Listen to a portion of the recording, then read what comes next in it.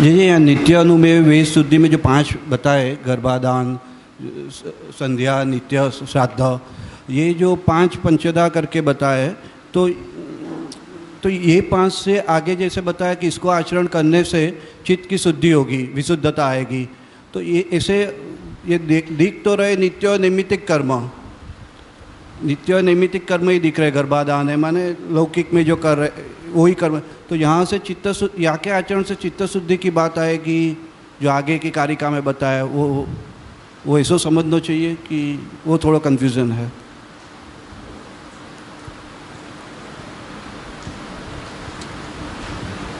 इन कर्मों को करने से चित्त शुद्धि होती है, ये कह रहे हो ना? हाँ, सो तो है।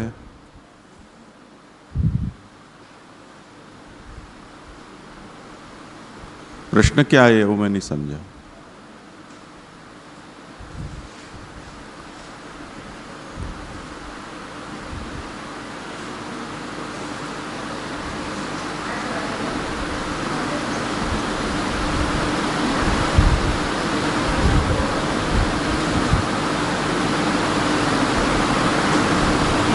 ये प्रश्न उतना ही था कि ये ऐसे पढ़ने में नित्य और नैमित्तिक कर्म लग रहे हैं और यहाँ से चित्त शुद्धि की बात जा रही है, बस वही प्रश्न था, उतना ही प्रश्न तो वही था मेरा, बस उतना। हाँ, तो उतना ही देना। चित्त शुद्धि होती એટલે જે અહીંયા આચાર લોક ન્યાય એ બધામાંથી પણ ચિત્તની શુદ્ધિ થશે કે એકલા ન્યાયાનુમેવથી જ એકલી ચિત્ત શુદ્ધિ થશે? ये तो हर कर्म का क्या फल है वो बताया ही है। અને જે સ્માર્ટ કર્મ છે એ જે વૈદિક કર્મ છે એનું રક્ષણ કરે છે એવું કહી શકાય? जैसे बता रहे हैं चतुर्णाम फलम, आचार मूली का जो स्मृति है उससे क्या होगा तो बताते हैं कि प्रवृत्ति, आचारात लोके प्रवृत्ति ही। आप स्मार्त आचारों का पालन करोगे तो लोक में आपकी प्रवृत्ति होगी। प्रवृत्ति का अर्थ बताया प्रकर्षेण स्थिति। तो ये जो आचार मूलिका स्मृति हैं उनका पालन करने पर होने वाला फल बताया। इसका मतलब क्या हुआ कि जो समाज जिस नियम से चलता हो उस नियम को अगर वहाँ आने वाला व्यक्ति पालेगा तो वो समाज में अच्छी तरह से रह पाएगा। ये इसका सीधा सा मतलब है। इसी तरह लोकानुसारेण जीविका भवति, प्रवृत्ति, जीविका, लोक व्यवहार और विशुद्धि, ये फल बताए ना 34वीं कारिका में। तो आचार मूलिका, लोक मूलक, न्याय मूलक और नित्यानुवेयी मेद मूलक जो स्मृतियां हैं 4 प्रकार की, उन स्मृतियों में कहे गए धर्म का पालन करने से प्रवृत्ति होगी, जीविका चलेगी, व्यवहार रहेगा और शुद्धि होगी। ये उसका फल है। तो नित्यानुमेय वेद मूलिका जो स्मृतियां हैं जो हमें पंचविध कर्म बतलाती है, उन पंचविध कर्मों को करने से शुद्धि होती है। ठीक है? और क्या पूछ रही थी? જે સ્માર્ટ કર્મ છે એનાથી જે વૈદિક કર્મ છે એનું એ ઉપકારક છે કે એ રક્ષક કરે છે, રક્ષણ કરે છે? કારણ કે દેશ કાળ કર્મ એના અનુસાર સ્મૃતિમાં જે વર્ણન આવ્યું જે વૈદિક કર્મનું જ, તો પછી એ રક્ષણ કરે એવું કહી શકાય? સ્માર્ટ કર્મ વૈદિક કર્મના રક્ષણ કરે છે એવું કહી શકાય? अभी अंत में आया ना कि जीव, देह और घर, जीव है वो धर्म है ऐसा समझो। वैदिक धर्म देहस्थानी है, स्मार्त धर्म गृहस्थानी है। तो देह में जीव सुरक्षित रहता है, देह घर में सुरक्षित रहता है। अब आगे पौराणिक का वर्णन आएगा, उसमें ये बताएंगे कि 4 दीवार वाला आपको घर दे दिया जाए जिसमें बैठने सोने या बिजली प्रकाश पंखे की कोई व्यवस्था न हो, तो वो घर में अच्छी तरह से रहा नहीं जा सकता है। तो वेल फर्निश्ड हो, यानी उपकरणों के साथ हो घर, तो वो घर में अच्छी तरह से रहा जाता है। तो जो पौराणिक धर्म है वो उपकरण स्थानी होते हैं, वो आगे जब पुराण प्रकरण आएगा तब कहा जाएगा।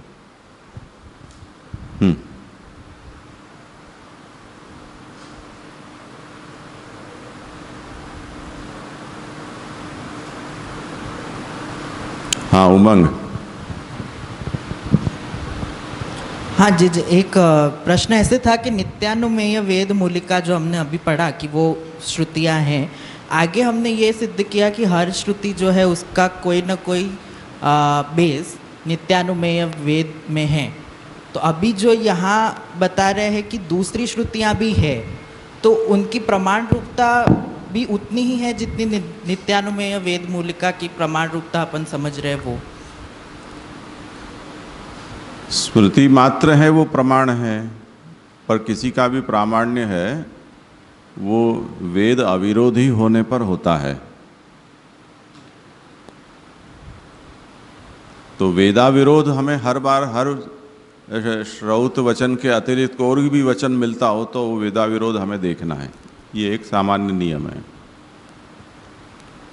अब स्मृति में जितने तरह के विषयों का निरूपण मिलता है वो महाप्रभु ने उन्हें काट छांट कर दिखाया कि इतने इतने विषय होते हैं, और वो जो विषय स्मृतियों में निरूपित हुए हैं वो कहाँ कहाँ से आए हैं, उनका मूल क्या है वो बताया।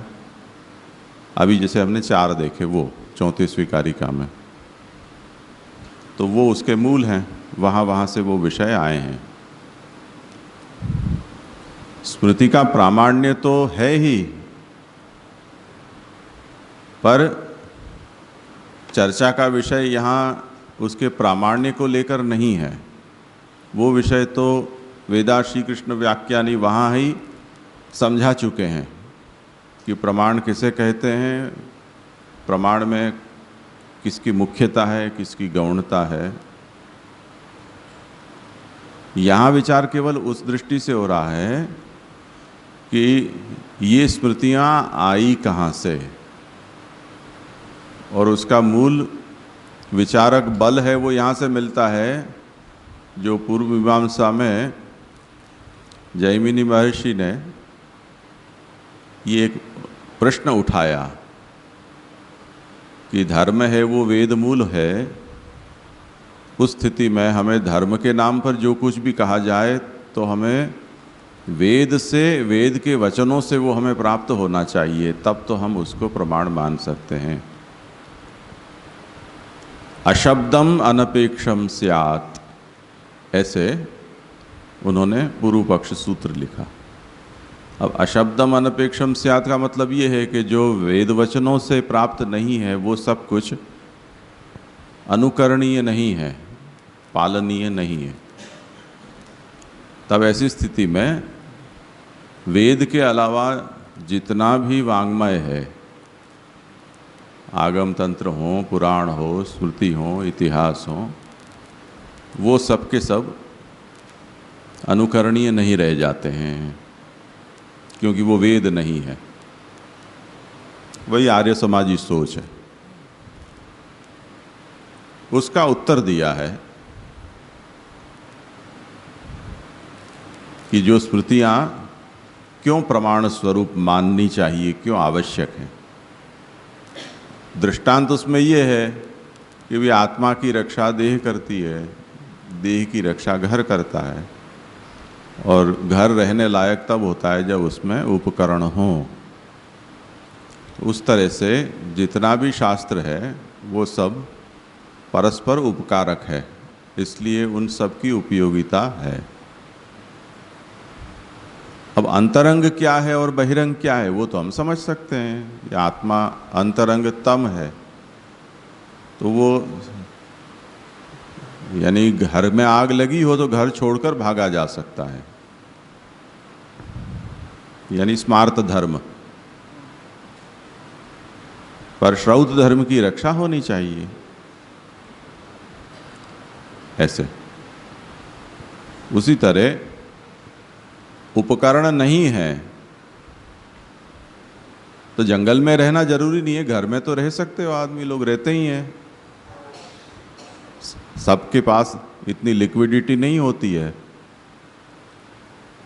तो एक साल में घर बनाते हैं, 2-4 साल बाद उसमें कुछ फर्नीचर लगवाते हैं, उसको 2-3 साल बाद रंग लगवाते हैं।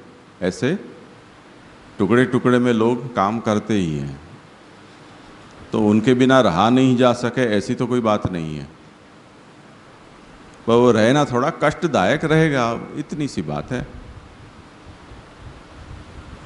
तो ये दृष्टांत से इन सबकी उपयोगिता समझाई है। अब स्मृति प्रकरण में जैसे फिर से इस बात को कहूँ कि स्मृतियों में बहुत से विषयों को अलग अलग प्रकरण में समझाया गया है। अब वो विषय वो रिजेंबल करते हैं कोई वेद वचनों से, कोई पुराणों से, कोई अन्य शास्त्रों से, उनकी समानता दिखलाई देती है। तो सीधा कोई भी कह सकता है कि अच्छा ये तो वहाँ से उठा लिया है। तो जितने भी स्मृतियाँ हैं वो कॉपी पेस्ट बिजनेस है, उनकी मौलिकता नहीं है, उनका कोई ठोस आधार नहीं है, ऐसे कोई भी कह सकता है। और ऐसी स्थिति में उनमें कही हुई बातों को मानना भी आवश्यक नहीं है। दृष्टांत के तौर पर जो लोक धर्म होते हैं, देशाचार होते हैं, वो दिया। जैसे आशौच का एक उदाहरण ऐसे देते हैं कि सभी वर्णों में ब्राह्मण को 10 दिन का आशौच होता है, क्षत्रियों को 11 का होता है, वैश्यों को 15 दिन का होता है रात्रि का, और शूद्रों को 1 मास का होता है। पर कई स्मृतियां ऐसी हैं जिसमें ऐसा लिखा है कि सभी को 10 रात्रि का ही होता है। तो अब हम किसको माने? तो इसकी जो लोग हंसी उड़ाते हैं, यानी गंभीर चिंतन जिनका नहीं है और जिनकी हमारे सनातन धर्म के वाङ्मय के प्रति कोई प्रतिबद्धता भी नहीं है, वो लोग ऐसा मजाक उड़ा देते हैं कि श्रुतिर विभिन्ना स्मृतियोर विभिन्ना नैको ऋषिर्यस्य वच प्रमाणम वेदस्य तत्त्वं निहितं गुहायाम महाजनो येन गतस्य पंथा। सब लोग अपनी अपनी डफली अपनी अपनी राह कर रहे हैं, किसी का वचन किसी से मेल नहीं खाता है, इसलिए किसी का प्रामाण्य नहीं है। हमें तो जो आगे से चला आ रहा है उसको पीछे अनुसरण करते रहो। अब ये जिनमें सर्वथा बुद्धि का अभाव है वो लोग कहें वो तो समझ में आए ऐसी बात है, क्योंकि उनको तो अनुकरण ही उनके लिए लाभदायी है। पर भगवान ने जिनको घास खाने के लिए नहीं बनाया है, अन्न के लिए बनाया है, उनको ऐसी बात नहीं कहनी चाहिए। इसलिए महाप्रभु समझाते हैं कि जो स्मृतियाँ जो भी प्रकट हुई हैं वो स्मृतियाँ उनका कोई न कोई मूल है, गहन मूल है। और जैसे सर्ग और लय का जो वर्णन आता है उसमें ये बात आती है कि जो कई कल्पों तक जीने वाले हमारे ऋषि मुनि हैं वो कल्पांत के समय या लय के समय ऊपरी लोक पर चले जाते हैं, उनका विलय नहीं होता है। जैसे अमेरिका के प्रेसिडेंट के पास एक एयरफोर्स 1 नाम से प्लेन है, अगर विश्व युद्ध छिड़ गया या चारों ओर से सब लोगों ने परमाणु बम डाल दिए, सर्वनाश उपस्थित हो, तब भी वो आसमान में उड़ता हुआ अमेरिका का संचालन लंबे समय तक कर सके ऐसी उसके पास सुविधा है। वो सुविधा हमारे पास नहीं है। तो मोदी जी के ऊपर शायद परमाणु बम का प्रभाव पड़ सकता है, पर एयरफोर्स वन में जो बढ़ गया उसके ऊपर नहीं पड़ सकता है। उसी तरह जो ऋषियां दीर्घजीवी हैं उनके ऊपर यहाँ पर होने वाले सृष्टि लय का प्रभाव नहीं पड़ता है, वो यहाँ से थोड़ी ऊपर के लोक पर चले जाते हैं। वो यहाँ से गए हुए हैं इसलिए उनका यहाँ का सब आचार देखा हुआ है पूर्व कल्प का। तो जब पुनः कल्पारंभ होगा उस समय वो पूर्व कल्प के आचारों का स्मरण करके और नई स्मृति हमको दे देंगे जो अब नहीं है उपलब्ध जिनको। इंदिरा गांधी के बखत हिंदुस्तान में ही कोई जगह पर टाइम कैप्सूल को भूगर्भ में डाला गया। उस टाइम कैप्सूल में उस समय तक की जो भी जानकारी थी उन जानकारियों को ऐसे सूक्ष्म रूप में उस कैप्सूल में भर दी गई और उसको दबा दिया गया, ये सोचकर कि भविष्य में कभी प्रलय हो और ये सब चीज़ें नष्ट हो जाएं तो किसी के हाथ अगर वो टाइम कैप्सूल आ जाए तो उसे पूर्व काल की सब बातें हैं उनकी जानकारी प्राप्त हो जाए, जिसमें भगवत गीता को भी डाला है। अब इंदिरा गांधी को न जाने ऐसी सद्बुद्धि किसने दी होगी, पर जो भी हो बाबुओं ने दी होगी तो उन्होंने गीता को भी उतारा है। ऐसे कई चीज़ें उसमें जानकारी के रूप में दी हैं जो छोटे छोटे क्षेत्र में होती हैं। ऐसे दुनिया में कई लोगों ने किया है। ये नासा भी स्पेस शटल वॉयेजर के नाम से जो अंतरिक्ष में छोड़ते हैं, तो वो ऐसे स्पेस शटल उन्होंने छोड़ कर रखे हैं कि ये कल्पना करके कि वो स्पेस शटल किसी दूरवर्ती जहाँ मानव बस्ती हो ऐसे किसी ग्रह या ऐसे किसी क्षेत्र में वो जाए तो उनको हमारे बारे में जानकारी मिले कि हम भी यहाँ बैठे हैं। क्योंकि हमारी जो आयु मर्यादा है उसमें तो ऐसा संभव नहीं है कि हम कहीं जा सकें या हम अपनी आयु मर्यादा में कोई हमारे यहाँ आए, ऐसा सोच भी नहीं सकते। क्योंकि प्रकाश वर्षों में दूरी है, तो इतनी तो हमारी आयु ही नहीं है, इतनी पृथ्वी की उम्र नहीं है। तो दूर घर से जहाँ अगर मानव बस्ती है कहीं पर, वो अगर इतने संपन्न हों और यहाँ तक पहुँचें तब तक पृथ्वी समाप्त हो जाएगी, राख हो जाएगी। तो क्या किया जाए? तो वो जानकारियों को उसी तरह टाइम कैप्सूल में डालकर उन्होंने भेज दिया। अब वो जैसे मिल गई, वो पूर्व कल्प के सभी आचारों को जानने वाला ऋषि हो गया। वो नए कल्प में एक नई स्मृतियां बनाकर हमको दे देगा, ये तात्पर्य। तो वही बात यहाँ भी समझाई जा रही है कि मरीचि आदि ऐसे महर्षि हैं कि जो कई कल्पों तक उनकी अवस्था रहती है, वो अपने पूर्व कल्प का स्मरण करके और हमारे कल्याण के लिए ये सब शास्त्र ग्रंथ प्रकट कर देते हैं। तो जो हमें वेद में उपलब्ध नहीं है और जिसके बिना चल नहीं सकता,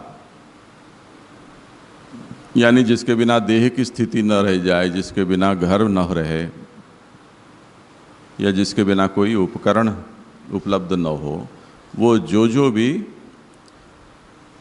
उपलब्ध न हो ऐसी वस्तुएं हैं, वो हमें उन शास्त्र के रूप में वो प्रदान कर देते हैं। ये इसका मतलब है। आया समझ में? જે જે દંડવત પ્રણામ।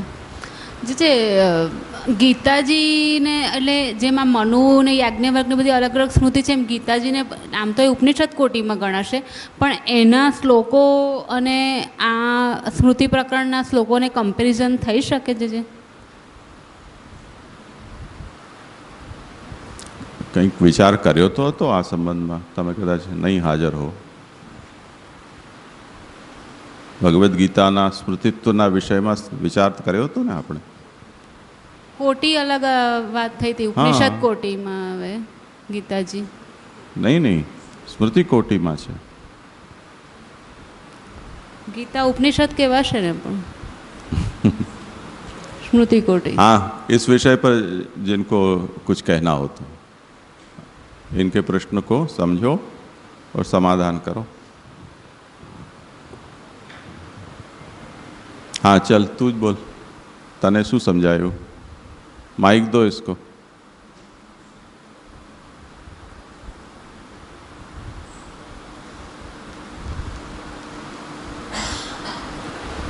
जी, मुझे ऐसा लग रहा है कि जब हमने स्मृति प्रकरण स्टार्ट किया था तब आपने ऐसा बताया था कि वेदा श्री कृष्ण वाक्यानि, उससे जैसे वेदा मतलब कि हमने पहले वेद श्रुति देखा और श्री कृष्ण वाक्यानि से हम स्मृति स्टार्ट करेंगे, ऐसा मुझे याद है. तो गीता जी को हमने स्मृति में ऐसे देखा था. तो गीता स्मृति रूपा तो है, उसमें तो कोई संदेह नहीं है. ये कह रहे हैं कि वैसे तो वो उपनिषद कही जाती है. इति श्रीमद् भगवद गीतासु उपनिषत्सु ब्रह्म विद्यायाम योग शास्त्रे अमुक अध्याय, ऐसा उसकी इतिश्री में आता है ना. और गुरु शिष्य के संवाद के रूप में है तो वो उपनिषद रूप भी है. गुरु के पास निकट बैठकर और उनसे ज्ञान प्राप्त करना, तो उस अर्थ में वो उपनिषद भी कही जाती है. और ब्रह्म विद्या रूप है, साक्षात भगवान की वाणी है, तो वेद रूप भी वो कहा जा सकता है उसे. फिर भी वो है स्मृति.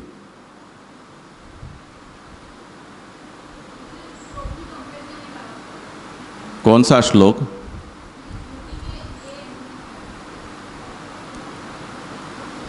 સ્મૃતિ પ્રકરણના આ જે શ્લોક આવી રહ્યા છે ને, એના શ્લોક અને ગીતાજીના શ્લોકની કમ્પેરિઝન થઈ શકે? એટલે હોય છે કે નહીં મને ખ્યાલ નથી. नहीं, कया श्लोक है बताओ, करो. ઓવરઓલ આખા સ્મૃતિ પ્રકરણની વાત કરી રહી છું. જે नहीं, मैं आपका प्रश्न ही नहीं समझ पा रहा हूँ. जैसे गीता में 700 श्लोक हैं, स्मृति प्रकरण के 12-15 श्लोक होंगे, तो गणित के हिसाब से तो हो नहीं सकती है उसकी कोई कंपैरिजन. तो क्या पूछना चाह रहे हो? मैं संगति पूछ रही हूँ मैं. वही तो, पर कैसे ही हो? श्लोक वाइज संगति आप हम देखते हैं ना कई बार कि ये श्लोक गीता जी का ये श्लोक से मैच हो रहा है, तो ऐसा इसमें है, ऐसा मैं पूछ रही हूँ.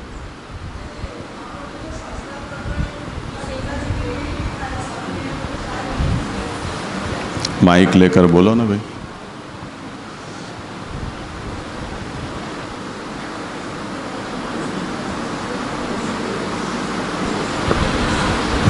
दंडवत प्रणाम. जैसे शास्त्रार्थ प्रकरण जो है वो पूरा गीता जी के ऊपर ही महाप्रभु जी ने उसका विवेचन किया है, तो फिर सर्वनिर्णय में उसको नहीं लेंगे तो भी चलेगा, ऐसा मुझे लग रहा है. कि शास्त्रार्थ का हमने गीता जी के साथ पूरा संकलन करके हमने पूरा उसका सेमिनार भी किया है कि गीता जी के श्लोक के साथ वो कैसे मैच होता है वो शास्त्रार्थ में.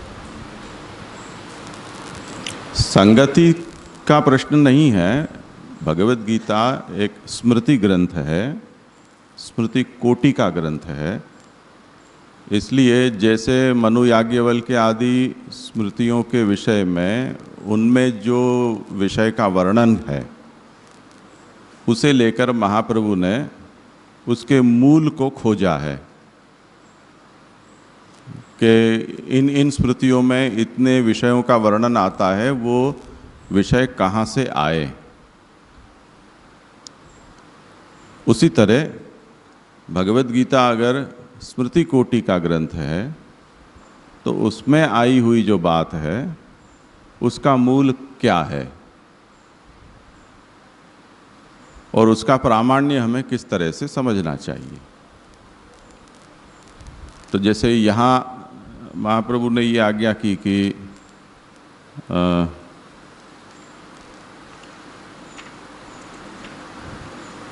अभी कौन सा विषय चला, व्रत तीर्थादिकम काम्यम नित्यवत बोध्यते क्वचित पूर्वाचारेण संप्राप्तम पुराणम मूलमस्यहि. व्रतोपवास और तीर्थाटन आदि जो हैं उनका मूल पुराण है. तो जिन स्मृतियों में व्रतोपवास और तीर्थाटन का वर्णन आता है वो पुराण मूलक है। उसी तरह अगर हम भगवद गीता के बारे में कहें तो भगवद गीता एक स्मृति ग्रंथ है और वो महाभारत से प्राप्त है, तो इतिहास मूलक हो गया।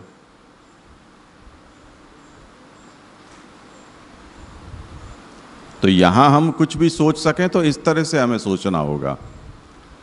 अब उसका फल क्या है, उसमें कही गई बातों का उपयोगिता किस तरह से है, ये सब विषय की चर्चा हो सकती है स्मृति प्रकरण के साथ, क्योंकि एक स्मृति ग्रंथ है। महाप्रभु ने कंठतः यहाँ भगवद गीता का उल्लेख नहीं किया है, उसका सर्व निर्णय में आगे निरूपण करेंगे, पर उसे अभी अगर हम याद न करें तब भी स्मृति प्रकरण में जो जो बातें कही गई हैं उस दृष्टि से भगवद गीता की हम विवेचना कर सकते हैं, ऐसी संगति कर सकते हैं।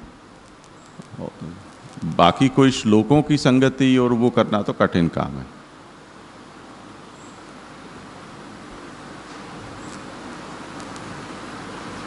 ठीक है ना? और कोई विषय है?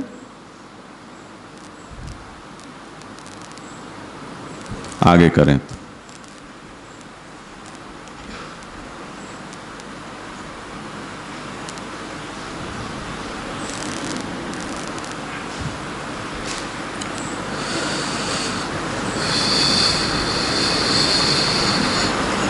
इदानीम आचारः कुत्र मूलम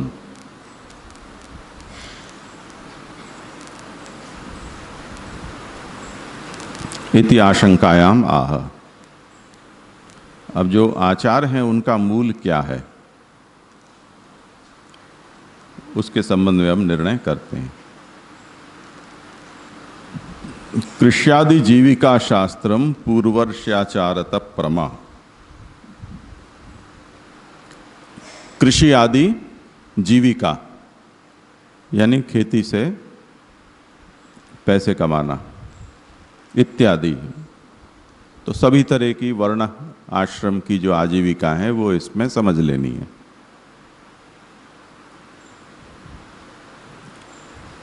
वो पूर्व ऋषियों के आचार से प्राप्त होती हैं।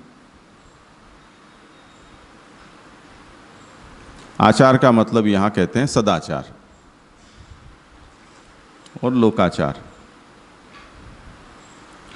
करदंडादि शास्त्रस्य मूलम युक्ति पुराविदाम। और जैसे जीविका के विषय में स्मृतियों में विधान किया गया है, उसी तरह कर विधान भी है, यानी टैक्स के बारे में। आप जो भी कुछ कमाते हैं उसका कितना हिस्सा राजा को देना चाहिए, वो कर विधान है। इसी तरह दंड विधान भी होता है, कौन से अपराध का क्या दंड देना चाहिए। तो वो जो करदंडादि शास्त्र हैं उनका मूल जो पुराविद हैं, प्राचीन इतिहास को जो जानते हैं, उनकी युक्ति या नीति वो उसका मूल है। फिर से प्रवृत्ति ही जीविका लोके व्यवहारो विशुद्धता, ये फल जो बताया वो 4 तरह की स्मृतियों के विषय में बताया है कि तदाचारात लोकतश्च न्यायात नित्यानुमेयत, 34वें श्लोक में एक के बाद एक महाप्रभु उसको लेते जा रहे हैं। तो अब वो देखो,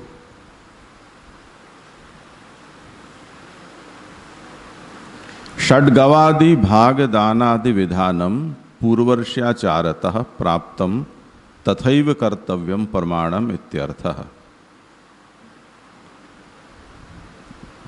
खेती में 6 बेलों को जोड़ना, यानी 6 बेलों को जोड़कर खेती करना, षड्गवादि कहा जाता है। इसी तरह भागदानम, आप को जो संपत्ति प्राप्त हुई है उसमें से किसे कितना हिस्सा देना, संपत्ति का बंटवारा। इस संबंध में सब जो विधान है वो पूर्वर्ष्याचारतः प्राप्तम, प्राचीन ऋषियों ने उन लोकाचार को देखकर उन्होंने उसे संकलित किया है और उसी तरह करना चाहिए। जैसे उसका दृष्टांत देते हैं श्री पुरुषोत्तम जी। षट्कर्माभिरतो नित्यम कृषि कर्म समाचरेत। पूर्व में जो ग्रेय धर्म कहे हैं षट्कर्म, उन कर्मों को करता हुआ ब्राह्मण कृषि कर्म समाचरेत। ब्राह्मण, क्षत्रिय, वैश्य, आपत्ति काल में ब्राह्मण भी कराता है, वो कृषि कर्म समाचरेत। हलम अष्टगवम श्रेष्ठम, 8 बैलों को जोड़कर खेत को जोतना श्रेष्ठ माना गया है। षड्गवम मध्यमम स्मृतम, 6 बैलों को जोड़कर खेती करना मध्यम है। चतुर्गवम नृशंसानाम, 4 बैलों को जोड़कर खेती करना क्रूरता है। और द्विगवम वृषघाते नाम, 2 बैलों को जोड़कर खेती करना तो बैलों को मार डालने के बराबर है। ऐसा कृषि विधान किया गया। दूसरा, विप्रस्यैवं विधा वृत्ति ही तृणम काष्ठंच विक्रयेत। कभी कोई आपत्ति काल आ जाए तो ब्राह्मण को घास बेचना, लकड़ी बेचना, ऐसे सब काम वो करे। ये सब पराशर स्मृति में कही गई बात है। आगे जो भागदान है उसके संबंध में पुरुषोत्तम जी आज्ञा करते हैं कि पिता चेत पुत्रान विभजेत तस्य स्वेच्छा स्वयं उपात्ते अर्थे। पिता जब अपनी संपत्ति को बांटना चाहे तो जो स्वोपार्जित संपत्ति है उसमें वो जितना चाहे उतना, जिसको जो देना चाहे दे, न चाहे तो न दे।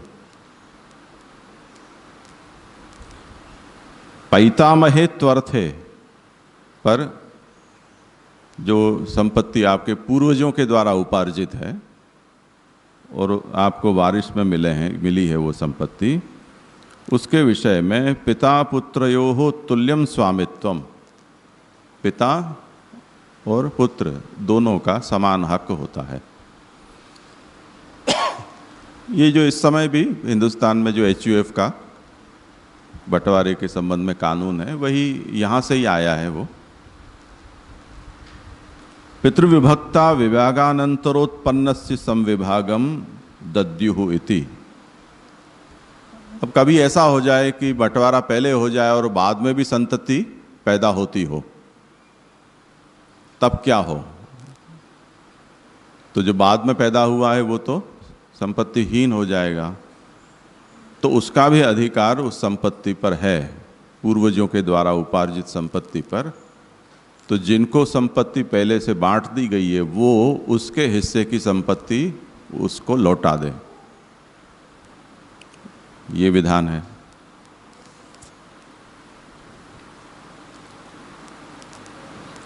अभी भी ऐसा हिंदू लॉ में ये बात कही गई है कि अगर आप आपके परिवार की संपत्ति में से अपना हक मानो छोड़ दें तो आप छोड़ सकते हैं, पर आपने छोड़ दिया उसका मतलब आपकी संतति भी अपना हक उस पे से उठा चुकी है, ऐसा उसका मतलब नहीं है। तो दादा की संपत्ति के ऊपर पुत्र ने अपना हक मानो छोड़ दिया हो, तब भी पोता उसके ऊपर दावा कर सकता है। पिता के दावा उठा लेने से पोते का हक मर नहीं जाता है, ऐसा HUF के कानून में बताया गया है।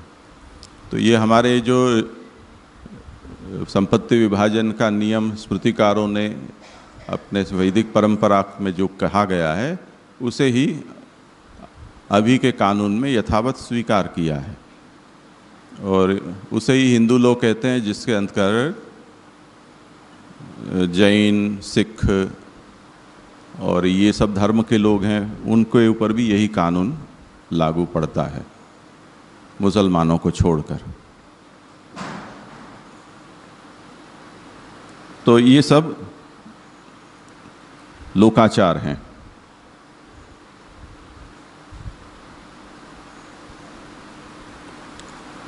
ये विष्णु स्मृति में कहा गया है, आदिपदेन प्रतिग्रहादि रूपंच विधानम कार्यम।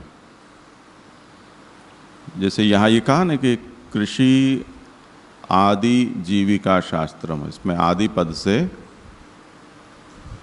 प्रतिग्रह, अयाचित रूप से आपको जो कुछ भी प्राप्त होता हो उसके संबंध में भी स्मृतिकारों ने जो निर्णय दिया है उसके अनुसार ही उसे प्रमाण समझकर हमें उसे स्वीकारना चाहिए।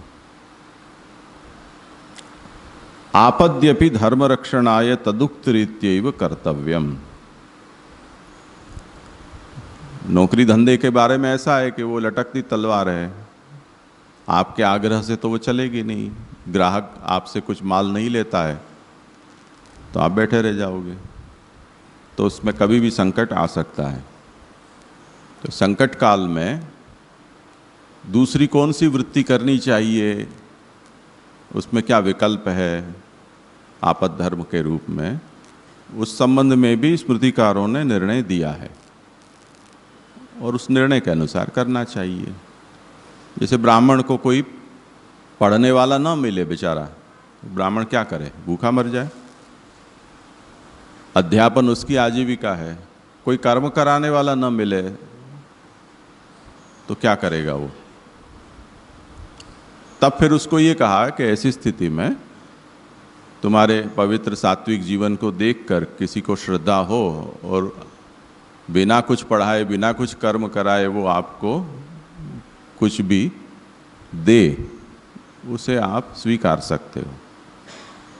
जैसे वो गदाधर दास जी के प्रसंग में आता है कि अचानक कुछ नहीं था और रात को कोई आया उनका यजमान कि मेरे यहाँ कुछ श्राद्ध आदि कुछ था और उस निमित्त से ये दक्षिणादान मैं आपको देने आया हूँ।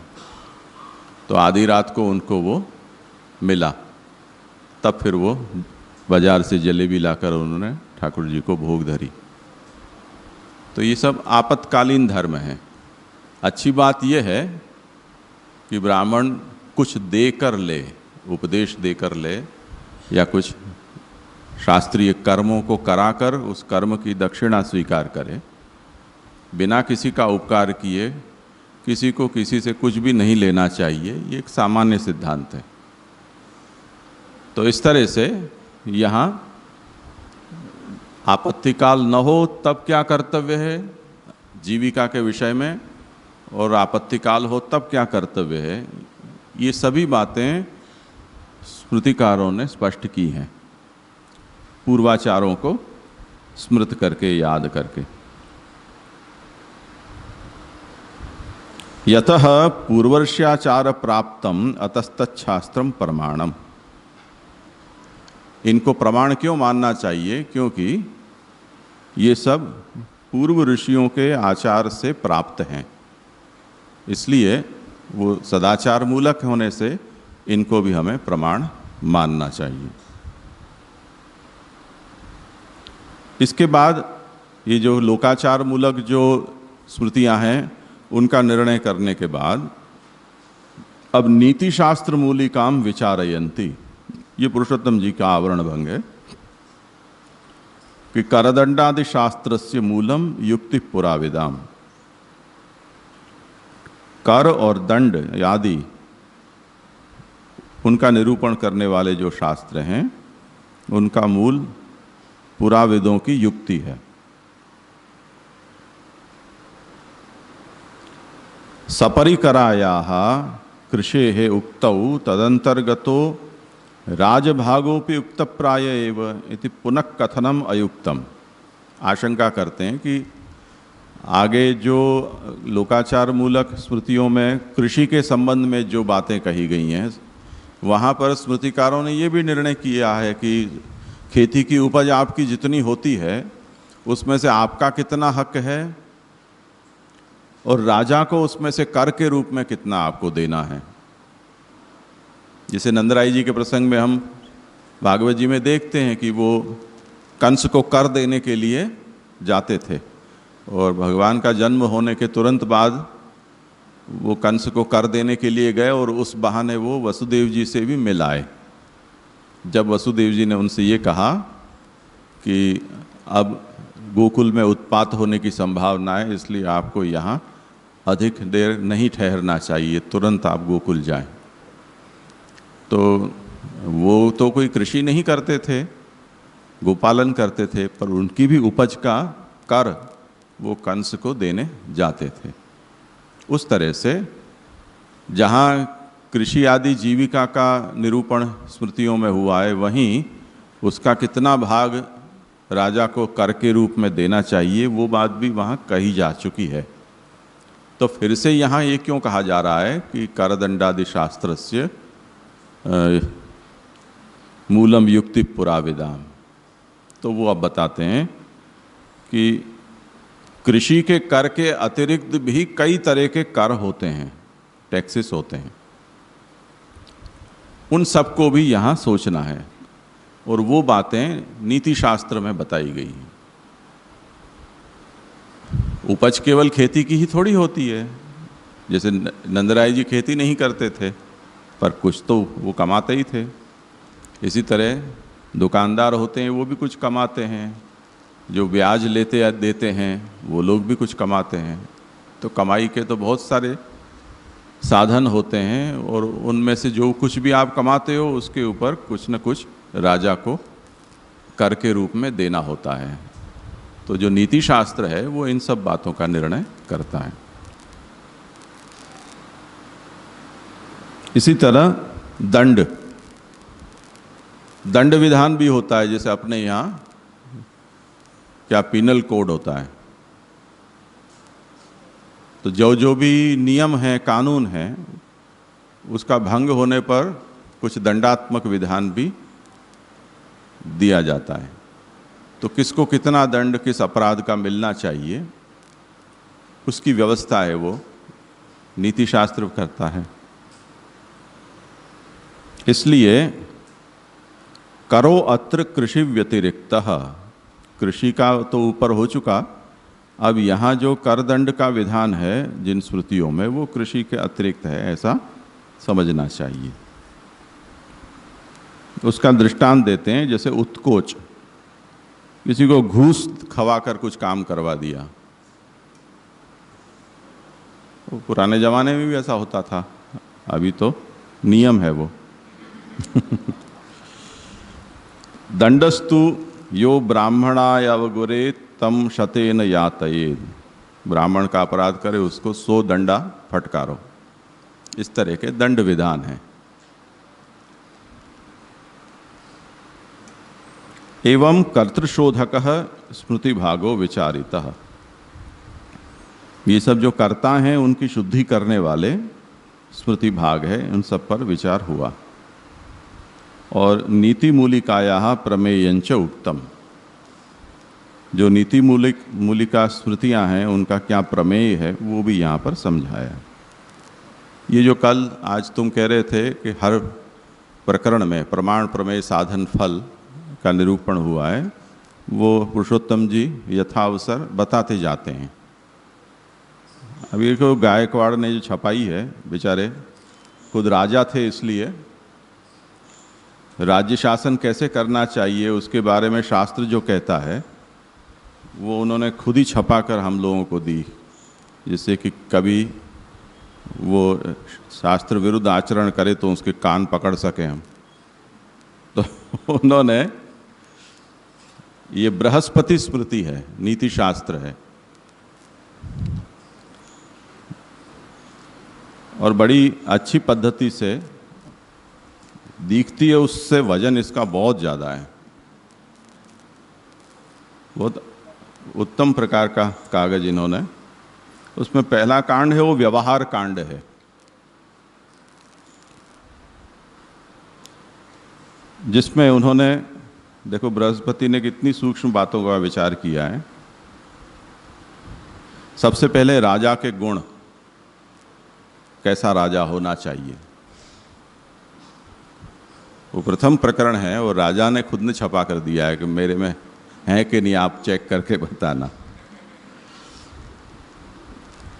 उसके बाद व्यवहार के पद, कितने पद होते हैं, द्विपद, चतुर्पद, चतुर्दश पद इत्यादि पदों का निरूपण है। उसके बाद धर्मादि चतुष्टय बलाबलम, धर्माधिकरणम।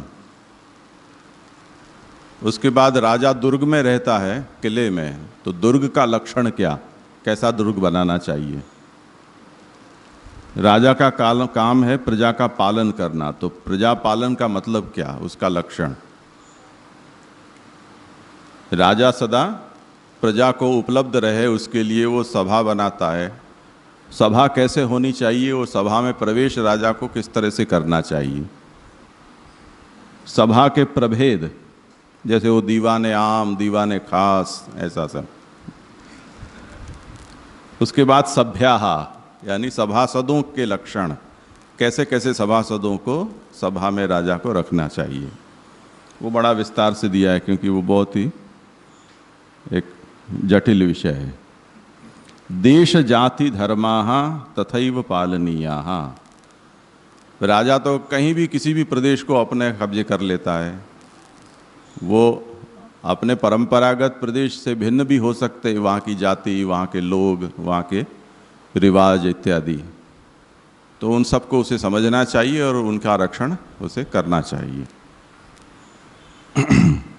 उसके बाद कहीं विवाद होने पर वादिक प्रतिवादिनो उक्ति क्रमः, सब एक साथ जैसे अपने यहाँ हल्ला मचा देते हैं, ऐसे नहीं। कौन पहले बोलेगा, कौन बाद में बोलेगा, उसका क्या क्रम है, वो क्रम समझाया गया है। उसके बाद इन जो पक्ष होते हैं उनके पक्ष के लक्षण और उनके गुण दोष।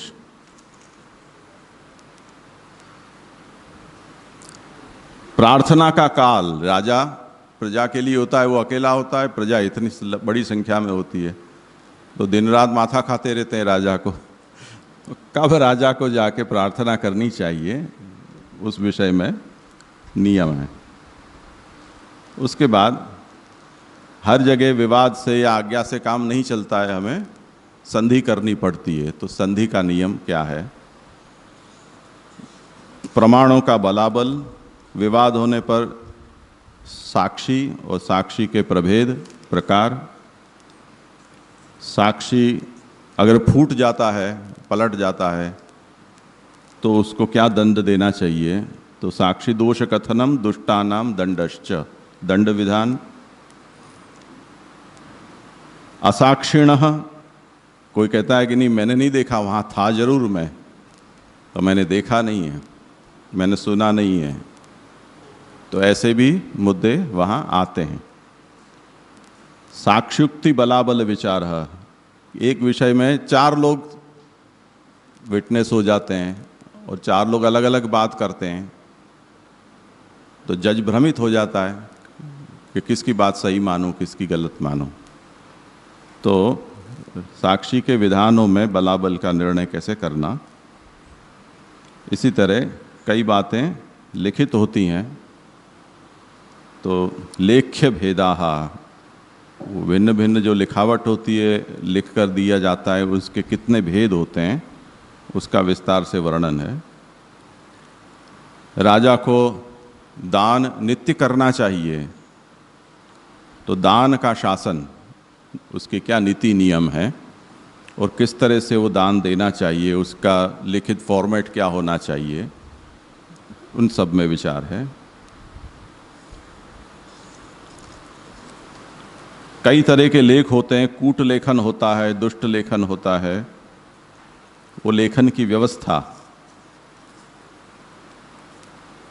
उसके बाद धन, अर्थ का प्रकरण है, धन के प्रकार, धन के भोग के प्रकार, उसमें कुछ दिव्य होते हैं, कुछ अदिव्य होते हैं, उसके प्रकार कई बार हम शपथ लेवाते हैं तो शपथ का क्या मतलब है, किस तरह की शपथ होती है। कई बार विवाद होने पर दिव्य परीक्षा की जाती है, तो दिव्य परीक्षा कितने कितने तरह की होती हैं, कैसे कैसे उन परीक्षाओं को किया जाए। जैसे अपने यहाँ वो घट सरस्वती का एक किंवदंती शास्त्रार्थ में प्रसिद्ध है महाप्रभु के साथ। तो वो घट की विधि, अग्नि की विधि, पानी की विधि, कोश विधि, तंडुल विधि, सप्तमाश विधि, फाल विधि, ऐसे कई तरह की दिव्य परीक्षा की विधियां हैं।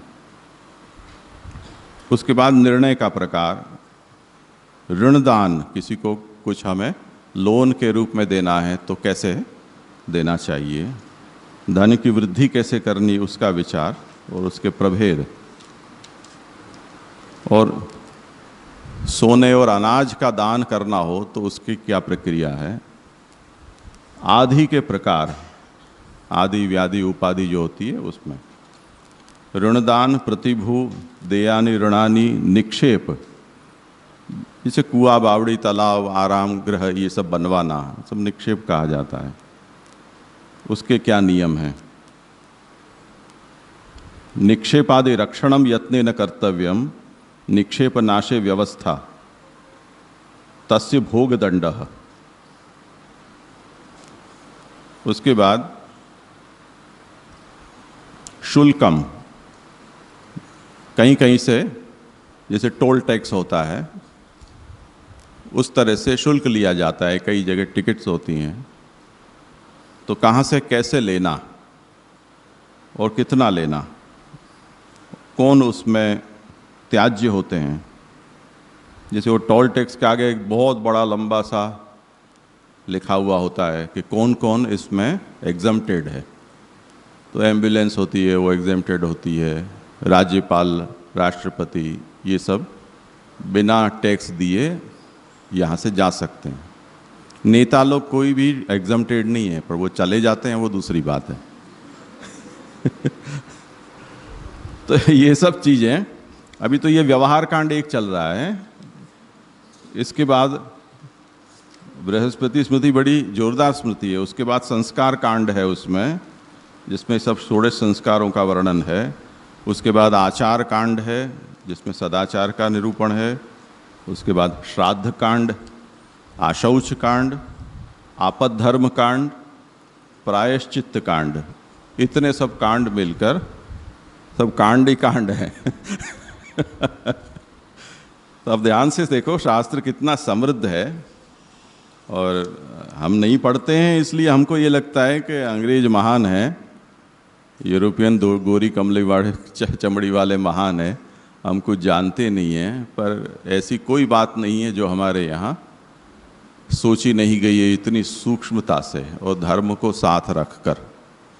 ये जंगली लोगों को हमने उनकी गोरी चमड़ी से प्रभावित होकर और मालिक मान लिया, और हमारी बुद्धि, हमारी टोपी पगड़ी सब उनके पाँव में रख दी। ये बुद्धि दारिद्र्य है। हाँ, ऐसा है। तो देखो, करदंडादि शास्त्रस्य मूलम युक्ति पुराविदाम। अब ये जो बृहस्पति लिख रहे हैं, वो बृहस्पति का जो नीति शास्त्र है वो पुराविदों की युक्ति से प्राप्त है।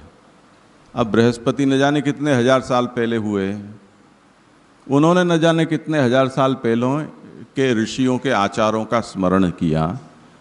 तो समझने की बात है कि ये परंपरा हमारी कितनी प्राचीन है, और सिविलाइजेशन कहकर और हमें ये पढ़ाया जाता है कि इजिप्ट का सिविलाइजेशन ऐसा था और मेसोपोटामिया का ऐसा था, और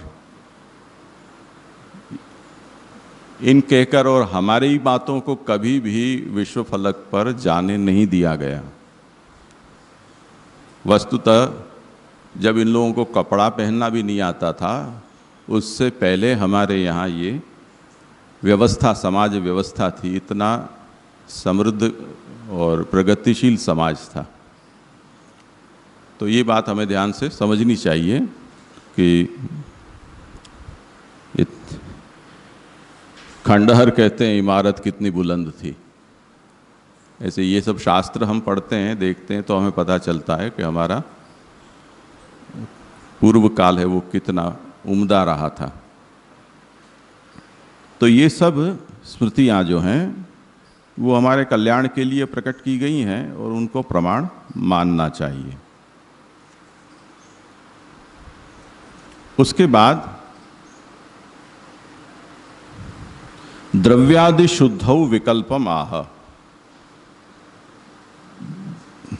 पुरुषोत्तम जी आज्ञा करते हैं कि इदानीम देशादि शोधकम शुद्धि स्वरूप विचारम आहु। ये देश काल द्रव्य कर्ता मंत्र कर्म इन सब की शुद्धि करने वाला एक प्रक्रिया है हमारे यहाँ, क्योंकि इन सब की शुद्धि आवश्यक होती है। तो द्रव्य आदि की शुद्धि और उसमें विकल्प, वो कहते हैं कि शुद्धिम केचित पृथक प्राहु संस्कारः कस्यचिन मतः। इसमें ही हमने देखा बृहस्पति स्मृति में कि आशौच आदि शुद्धि का एक अलग प्रकरण है, अध्याय है। हमारे यहाँ इस संबंध में कई शब्दों का प्रयोग होता है। जैसे शुद्धि एक शब्द है, उसी तरह संस्कार भी एक शब्द है।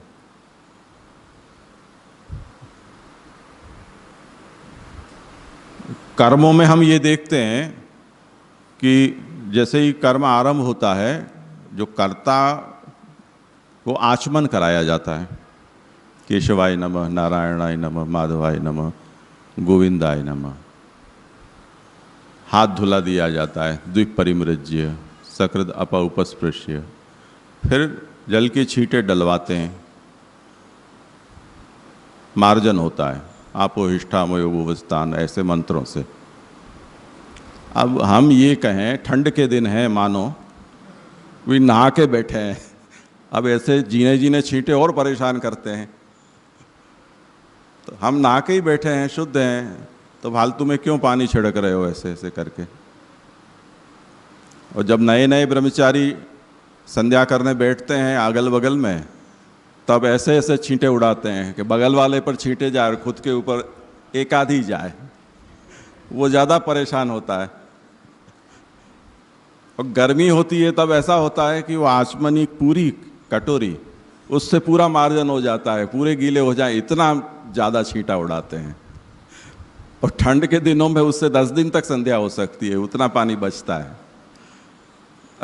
तो कोई ये कहेगा कि हम तो स्नान करके बैठे हैं, अब ये छींटे उड़ाने की क्या ज़रूरत है, इससे हम कितने शुद्ध होंगे।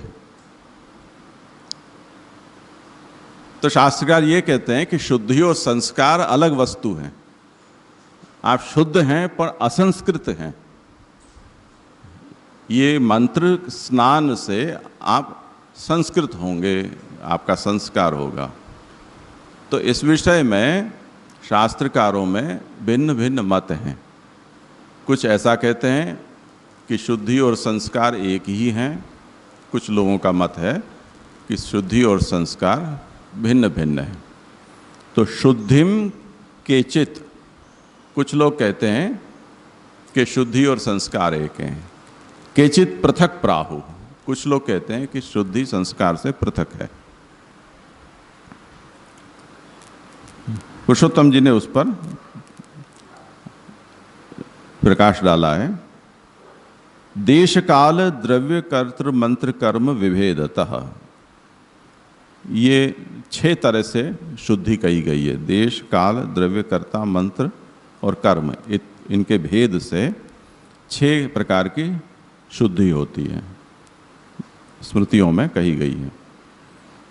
और सापि द्विधा, ये शुद्धि भी 2 तरह से कही गई है, स्वतः और अन्योन्यतः। खुद की शुद्धि यानी देश की शुद्धि, काल की शुद्धि, द्रव्य की शुद्धि, ऐसे प्रत्येक अंगों की शुद्धि, और एक से दूसरे की शुद्धि, ऐसे दोनों कहा गया है।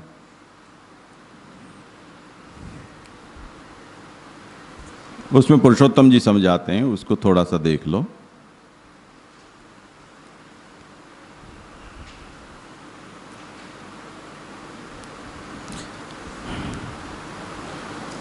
शुद्धि और संस्कार यदि हम अलग माने तो इसकी परिभाषा क्या होगी? तो वो कहते हैं संस्कार पक्षे कर्म योग्यतात्मक अतिशय रूपम सिद्धम इति पृथक पक्षेपि स्वरूपस्य उपेक्षानर्हत्वात् पृथक्त्वं विवेक्तुं तत्स्वरूपम आह षड्भिः इत्यादि। संस्कार ही शुद्धि है, संस्कार से पृथक शुद्धि नहीं होती है, ऐसा अगर हम मानते हैं तब क्या होगा कि किसी वस्तु, कोई वस्तु जो कर्म में प्रयोग में लाने योग्य नहीं है, उस वस्तु को कर्म के योग्य बनाना उसका शुद्धि संस्कार है। जैसे कोई व्यक्ति सेवा में आया, हमने कहा हाथ धोकर आओ, स्नान कर कर आओ, तिलक लगा कर आओ, चरणामृत लेकर आओ, वैष्णव वेश पहनकर आओ।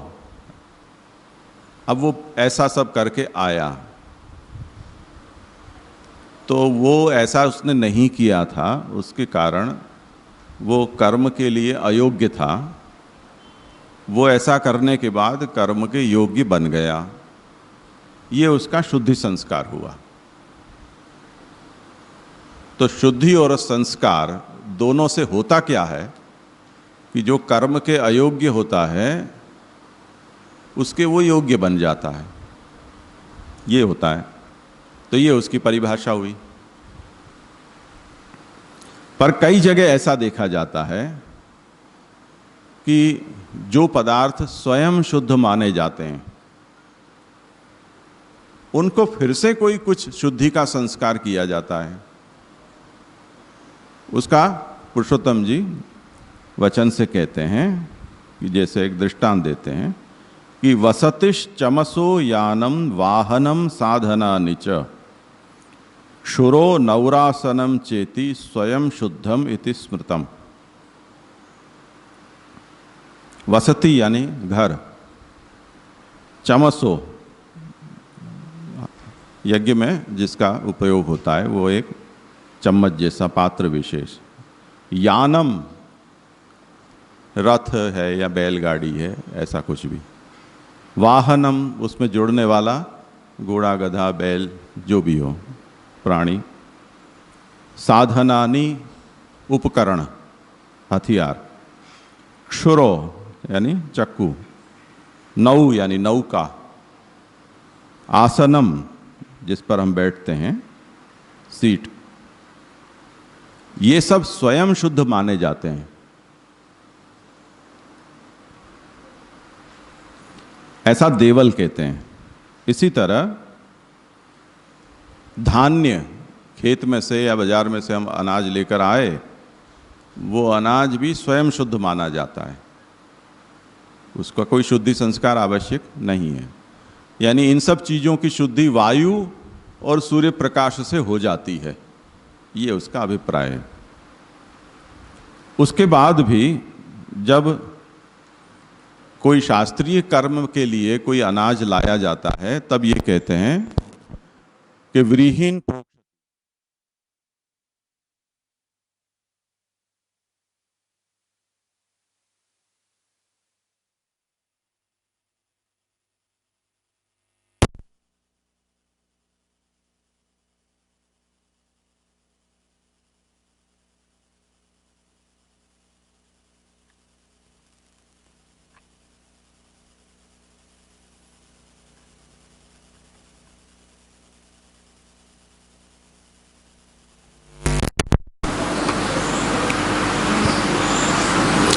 तो जिस धान का उपयोग कोई वैदिक कर्म के लिए किया जा रहा है, उस धान को होमने इत्यादि का कोई समय आया तब पुरोहित ये कहेगा कि अब इसका जल से प्रोक्षण करो, इसके ऊपर पानी के छींटे डालो। अब जिसने स्मृति पढ़ी है वो ये कहेगा कि ये तो स्वयं शुद्ध पदार्थ हैं, जैसे हम ये कहते हैं कि हम नहाकर बैठे हैं ऐसे। पर शास्त्र कहता है कि स्वयं शुद्ध हो तब भी को जल से प्रोक्षित करना चाहिए, आवश्यक है। तो इसका मतलब ये हुआ कि शुद्धि और संस्कार दो भिन्न भिन्न वस्तु हैं, ये समझ में आता है। तो इत्यादिना संस्कार विधानात् तत्पूर्वकालीनम धान्यादि शुचित्वात्मकम शुद्धि स्वरूपम विव्यक्तम भवति। तो विरीहीन प्रोक्षति से जब संस्कार का विधान शास्त्र करता है, तब उस धान को स्वयं शुद्ध कहा है, वो स्वयं शुद्धि और विरीहीन प्रोक्षति से होने वाला जो संस्कार है, वो दो अलग अलग बात हैं। तो संस्कार ही शुद्धि है या शुद्धि ही संस्कार है, ऐसा हम नहीं कह सकते हैं हर विषय के बारे में। इसलिए जो हेमाद्रि एक बड़े आचार्य हुए, उनका मत बतलाते हुए पुरुषोत्तम जी कहते हैं कि अशुद्धिर नाम द्रव्यादेहे स्पर्शनाद्यनर्हता पादको दोष विशेषः। कोई वस्तु अस्पृश्य है जिस कारण से, जिन दोषों के कारण, वो अस्पृश्यता जिन दोषों के कारण आती है उसे अशुद्धि कहा जाता है। और उस दोष का निवारण ही शुद्धि है। जैसे हम भोजन करते हैं पात्र में, और उस भोजन की हुई थाली को हमने धूप में रख दिया भोजन करने के बाद, कि अब तो वायु और प्रकाश से ये शुद्ध हो जाएगी, क्योंकि उपकरण का उल्लेख किया गया है, तो वो शुद्ध हो गई। तो हो सकती है, पर कौन सी थाली कि खाने के बाद जिसको मिट्टी राख से अच्छी तरह से मांज दिया गया है, उसमें अब कुछ भी जूठा चिपका हुआ नहीं है, चिकनाई नहीं है, ऐसी थाली जब आप खुले में रख देते हो तो वो वायु प्रकाश से शुद्ध होगी। पर जिसमें जूठा चिपका हुआ है वो थाली धूप में रखने से शुद्ध नहीं होगी। तो जितने भी स्वयं शुद्ध कहे गए हैं, उनमें ये बात हमें सोचनी होगी कि वो अपने आप में स्वयं शुद्ध तब हैं कि जब ऐसा कोई आगंतुक दोष उनमें नहीं है। अब आपने को कह दिया कि वाहन शुद्ध है, तो आप जाकर बैठ गए। अब आपसे पहले जो उठकर गया है वो वहाँ मच्छी अंडे खाकर गया है उस पर बैठकर। अब आप ये कैसे कहोगे कि वो ट्रेन की सीट शुद्ध है? समझे ना? तो लोगों ने, एसी में सफ़र करने वालों ने ब्लैंकेट के बारे में बड़ा विरोध किया था कुछ समय पहले। कोरोना जब तक नहीं था तब तक तो किसी ने कुछ नहीं कहा, सब चलता है। पर कोरोना आने के बाद सब लोगों ने कहा कि ये चादर तो आप धोकर देते हो, ब्लैंकेट कितने सालों में धुलते हैं ये तो बताओ। रेलवे ने कहा ये धुलते ही नहीं है कभी।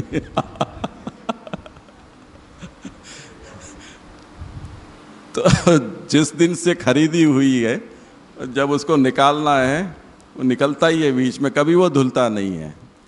उसको हम ओढ़ते हैं, एसी में सफ़र कर रहे हैं भाई लाट साहब। इतने गंदे हो तुम। और घर में अगर कोई अपनी चद्दर या तौलिया उठाकर ले जाए तब भी हम हल्ला मचा देते हैं, वो तो घर का सदस्य है। और वहाँ पूरी दुनिया जिसको ओढ़ चुकी है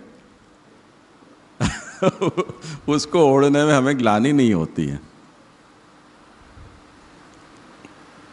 इसीलिए अभी मैंने कहा इस बार सत्र से पहले कि ओढ़ने बिछाने की चद्दरें सब अपनी लेकर आया करो।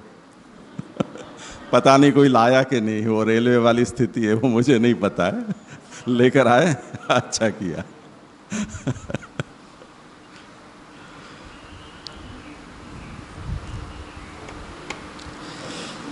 हाँ, तो हेमाद्रि ने ये कहा कि अशुद्धिर नाम द्रव्यादेह स्पर्शनाद्यनर्हता पादको दोष विशेषः। ऐसा दोष कोई एक विशेष प्रकार का कि जिसके कारण कोई वस्तु स्पर्श के योग्य नहीं रह जाती है, उस दोष को अशुद्धि कहते हैं। उस संस्कार विशेषोत्पादिता तन्निवृत्ति ही शुद्धि ही। और ऐसा संस्कार कि जिस संस्कार से उसकी अस्पृश्यता खत्म हो जाए, उसे हम संस्कार कहेंगे या शुद्धि कहेंगे। तो शुद्धि और अशुद्धि की ये परिभाषा हुई। तो जहाँ पर शुद्धि के बाद संस्कार की आवश्यकता नहीं रहती है, वहाँ शुद्धि ही संस्कार बन गया, और जहाँ पर संस्कार की अलग से आवश्यकता है, वहाँ पर वो संस्कार और शुद्धि अलग रहे। तो दोनों ही बातें यहाँ विकल्प से हैं। वो कौन सा पदार्थ है उसके ऊपर ये बात निर्भर करती है। उसका दृष्टांत देते हैं। जैसे जो सेव्य पूज्य मूर्तियाँ होती हैं, सामान्यतया प्रतिष्ठा पूर्वक उनका अर्चन होता है, बिना प्रतिष्ठा के नहीं हो सकता। पर जैसे नर्मदेश्वर महादेव हैं, नर्मदा में से मिलने वाले जो लिंग हैं, उनमें सदा उनकी स्थिति मानी जाती है, उनकी प्रतिष्ठा नहीं होती है, सीधा ही पूजन हो सकता है। इसी तरह श्री गिरिराज जी हैं, शालिग्राम हैं, इनका बिना प्रतिष्ठा के ही सीधा पूजन हो सकता है। तो अब वहाँ प्रतिष्ठा रूप संस्कार अलग से करने की आवश्यकता नहीं है। पर जो मूर्ति मूर्तिकार के द्वारा सिद्ध की गई है, यानी मानव निर्मित है, ऐसी कोई भी पदार्थ की मूर्ति हो, उस मूर्ति में प्रतिष्ठा पूर्वक ही अर्चन होता है। तो उनकी भूत शुद्धि भी होती है, उसमें देव का स्थापन भी किया जाता है। वो दोनों तरह के संस्कार उसमें होते हैं। जैसे अपने यहाँ जो अपरस है, तो वो उसको एक शुद्धि का ही प्रकार समझें क्या? ये तो कौन की कैसी अपरस है उसके ऊपर है। अपरस तो अपने यहाँ कई तरह की हैं। जैसे आप अपने घर में अपरस करके आए, हमारे यहाँ आए, तो हम कहेंगे कि आप नहा कर आओ, फिर से हमारे यहाँ नहाओ, हमारे जल से नहाओ। तो आप शुद्ध हैं पर अपरस में नहीं है हमारे लिए, ऐसा हम कहेंगे। ये मतलब है। वो सब में अलग अलग रहेगा वो, क्योंकि सबके आचार भिन्न भिन्न हैं। जिन द्रव्य से हम आचार पालते हैं, वो द्रव्य की उपलब्धि सबको भिन्न भिन्न है। लेकिन जय भिन्नता जो है, हम वैष्णवों को तो ज़्यादा मुसीबत हो जाती है। जैसे आप में हम में तो बात ठीक है, अच्छी बात है, लेकिन हमको आपस में व्यवहार करने में बहुत मुसीबत हो जाती है।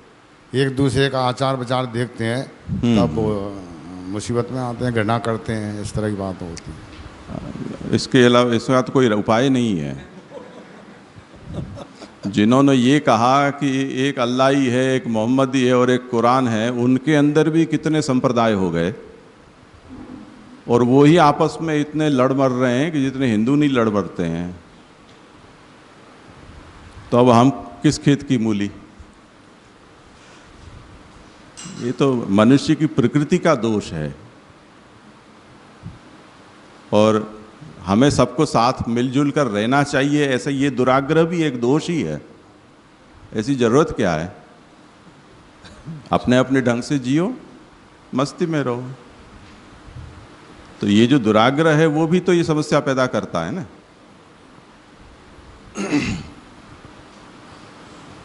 इसलिए भगवान ने कहा असंग शस्त्रेण दृढ़ेन छित्त्वा, निसंगता को शस्त्र बनाओ, काटो। अब हम सबको सुई धागा लेकर और सिलने में लगे हुए हैं, भगवान कह के काटो। अब हमारे पास ऐसा कोई धागा नहीं है जिससे किसी को हम जोड़ पाए, तो हम क्या कर सकते हैं उसमें? तो ये तो होना ही है। एक रूपता कहीं भी नहीं आ सकती है। एक घर से दूसरे घर में नहीं आ सकती है, वो तो समझ में आने वाली बात है। वो घर के जितने सदस्य हैं उनके सबके अपने अपने आचार अलग अलग हैं, पर वहाँ हम बोल नहीं सकते, इसलिए सबसे बड़ी चुप। जा भैंस पानी में। एक 3 समय नहाता तो माथा भिगो के नहाता है, एक सप्ताह में 1 बार माथे से धोते हैं, माथा पे नहाते हैं। तो अब कौन सी अपरस रही? तो ये बहुत जटिल मुद्दा है। गुजराती में कहते हैं मधुपूड़ो छंछेड़ियो एम, अपरस का विषय ऐसा इसका कोई उपाय नहीं है। तो ये इसका समापन कर लें कि देश काल द्रव्य कर्तृ मंत्र कर्म विभेदतः षोढ़ा शुद्धि स्मृता सापि द्विधा यन्योन्यतः स्वतः। ये जो षडंग हैं वो एक तो खुद शुद्ध होने चाहिए, उनकी शुद्धि, और इनसे होने वाली शुद्धि,